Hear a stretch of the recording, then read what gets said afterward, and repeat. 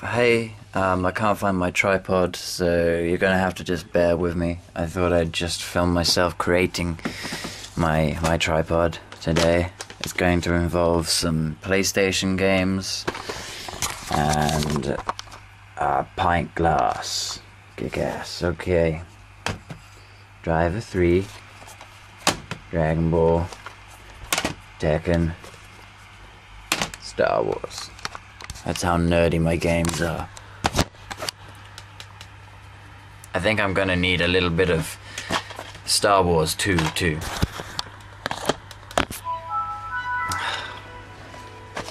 And Team America in South Park. Okay, let's go. So, it's Christmas. Hello from Santa Claus. Hello from other Christmas things too, like snowflakes and trees and stars and angels. I'm sure they are loving the party right now. Last year I did a Christmas blog, so I thought I'd do another one. Just a bit of a sum up of my year. Okay, fuck that, I'm not gonna sum up the year, I'm just gonna sum up this week. Since coming back from university, I have drunk a fair bit, and it's taking a blow on me, really. And it's Christmas Eve right now. I don't know. It won't be when you watch this, but right now it's Christmas Eve, and I am hungover. You might be able to tell by the fact that my voice is suffering from Barry White syndrome, which is when you kind of drink and your voice goes very, very low, like Barry White. And I quite like it because you can sound like some kind of sci-fi evil bastard, you know, like, hello, I am going to destroy you.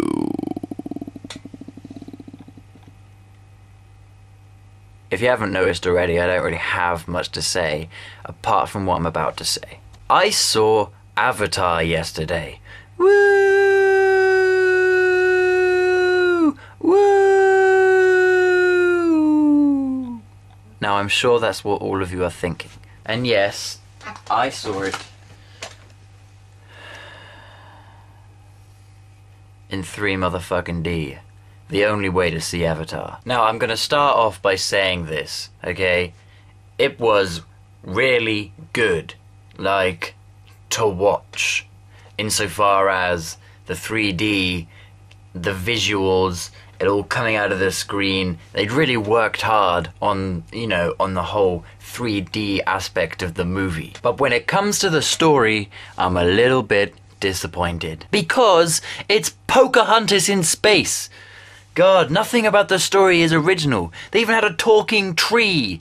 What the fuck? Like, maybe James Cameron came up with all this stuff like fucking ages ago, and maybe everyone's stolen it from him whilst he was making it, which I think is fucking mean. But either way, the fact of the matter is that Pocahontas and Halo both came out before Avatar, and those fucking ship things are definitely from Halo, and those walking machines are from The Matrix, and the story's from Pocahontas. I was expecting that other blue lady to start singing about wolves and moons for a while. It was so much like Pocahontas. Oh, there's a natural energy that flows through everything. Shut up, Pocahontas. Blue Pocahontas. What's the matter, you? Shut up. Pocahontas in space. I quite like doing this blog with these glasses on, it gives me an edge. So, without going into too much detail, those are my main points about Avatar. Very, very good to look at. Story, Pocahontas. I mean, the only good thing is that, you know, Pocahontas has quite a cool story, so if you'd like to see that put on another planet in space, go for it, you know. Also, I would recommend seeing it because it's pretty cool what the 3D technology can do. It's just the story.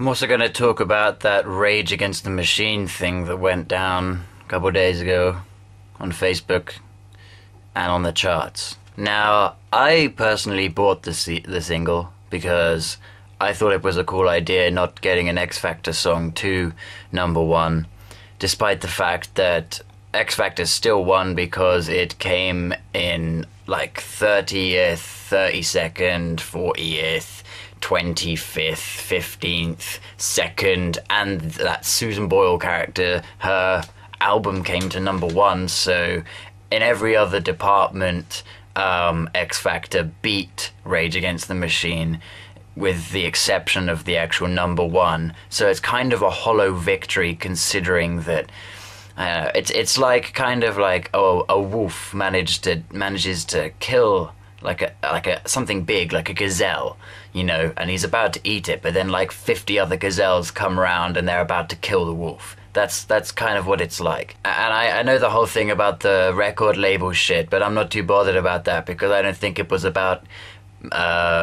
taking out, like, stopping Simon Cowell from making money, because he's gonna be making money anyway. Like I said, he was in every other position in the fucking charts. Like, Leona Lewis and Alexandra Burke both had at least two in there, and fucking Susan Boyle got in the charts somehow. And the only reason why she's so great is because she doesn't look like she's gonna be great, and no one seems to realize that she's just average. And if she looked like a normal, well, I say normal, but you know what, if she looked like someone you'd expect to sing the way she does, she'd just be considered as average and probably wouldn't have got so far. It's because she looks like an egotistical Shrek lady. That was mean, but I'm gonna keep it in there. And you know it's gonna get to a point where the Facebook campaign the classic like Facebook campaign to stop mainstream music getting into the charts or whatever, despite Rage is quite mainstream, this whole thing, in a couple years people are going to be sick of Facebook's grip of the charts, and they're going to try and figure out a way to take the power back from Facebook. Maybe a Bebo or something, I don't know. Fucking mental. So it's just gonna go around in a big vicious circle. Also, misheard someone saying that about Brittany Murphy dying. Heard that they said that Eddie Murphy had died, and I was like, holy shit, not Eddie Murphy. He was kick-ass. He was good in Shrek. You know, him alongside Susan Boyle running around. Him in Beverly Hills Cop, even though I haven't seen it. Apparently it's good.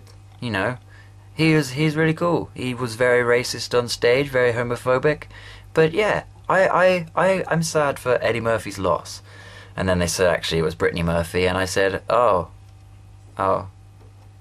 she was good in Sin City. But I do feel bad for Brittany Murphy, because when she died, the headlines were all said, Brittany Murphy dies, and then in the sub-headline it said, clueless actress dies. Clueless actress. How mean is that? She probably did have a clue. She had a clue what kind of drugs she was taking at the time. Probably had a clue what kind of drugs evidently didn't have a clue what kind of drugs she was taking. Just because she was in that film Clueless doesn't make her actually clueless. They should have chosen another one of the films she did, you know, like...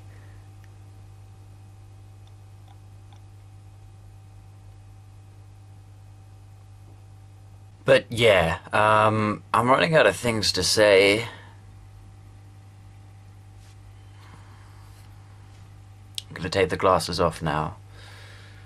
They made me feel over-righteous, and I was beginning to get delusions of grandeur. Thinking of writing a Christmas story, because I found these when I was cleaning up old little toy things. It's gonna be called Santa and the Bear. Santa's a bear hunter in the woods of America somewhere, wherever they have bears, and he wrestles a bear. He wrestles him, does a pile driver. 3 minutes later, the bear is towing the sleigh. I need to work on the fine print, but I want Santa to be played by Danny Dyer, and I want the bear to be played by Bruce Willis again. Oh, that's something. I've heard about The Expendables coming out. I have to say, it sounds like the single most action-packed movie of all time. Sylvester Stallone, Jason Statham, Jet Li, Mickey Rourke, Arnold Schwarzenegger, Bruce Willis, and Stone Cold Steve Austin, to name a few. It's either gonna be fucking amazing, or it's gonna be Battle of Egos, and therefore the most disappointing movie of all time. And I'm starting to think which one I reckon it's gonna be, but I'm still gonna really want to watch it. I haven't seen any trailers yet, but yeah. So, happy Xmas. If you're watching this after Xmas, forget what I just said. Happy day for tomorrow, I suppose. Whatever the day is tomorrow, it might be your birthday, it might be New Year's Eve, it might be Hanukkah. It might be Hanukkah, birthday, Easter, Christmas, Ramadan, and you know the other one. All in one glorious holiday called the holiday with an E at the end. A-I-E. A-D-A-H-O-L-I. I'm going on a tangent. Basically, happy holidays and have fun doing the shit that you like to do on an Xmas day.